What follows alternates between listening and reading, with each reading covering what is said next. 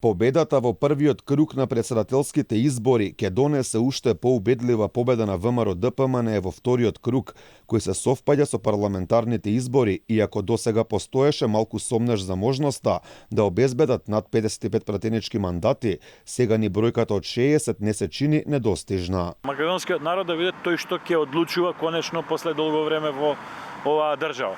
Затоа мислам дека моментот е таков, мислам дека ќе биде препознаена таа потреба и мислам дека резултатот на парламентарните избори после 2 недели и на вториот круг на претседателските ќе биде уште поубедлив, уште позначаен во полза на опозицијата и на патриотскиот кампус во Македонија. Ние сме пред испит дали заслужуваме и дали можеме да имаме држава во која што ние ќе одлучуваме. Според моменталните бројки, јасно е дека ДУИ никогаш не биле поблиску до опозиција при евентуалните коалициони комбинаторики. ВМРО-ДПМН лесно би можеле да направат влада со знам на Максим Димитриевски и албанската опозиција вреди, бидејќи по 2017-та, кога ДУИ го прекрши правилото победник со победник, тоа де факто веќе не постои. Димовски вели дека е време сите партии кои ќе бидат дел од следната владина коалиција да постигнат национален консензус за важните државни прашања.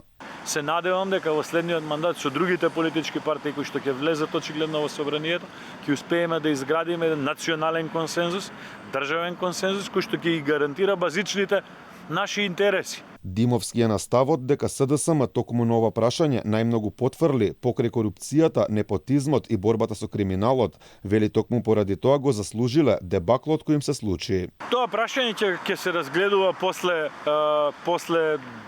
8 мај, дали воопшто СДСМ ќе изнудри начин да опстане на политичката ситуација. Мислам дека секој оној кој што ќе тргне, пак ќе речем, спротивно на македонските национални и државни интереси, треба да ја доживее оваа судбина. Инаку СДСМ е на власт веќе 7 години, откако Зоран Заев со Али Ахмети формираше влада, иако ВМРО-ДПМН беше победник на изборите во 2016-та. Вториот владин кабинет го формира по тесната победа на нивната коалиција во 2020-та, кога Заев ја формираше својата втора влада, откако го договорија првиот премиер албанец на барање на ДУИ. Ковачевски ја презеде функцијата во 2022-та, откако неговиот претходник се повлече по поразот на последните локални избори.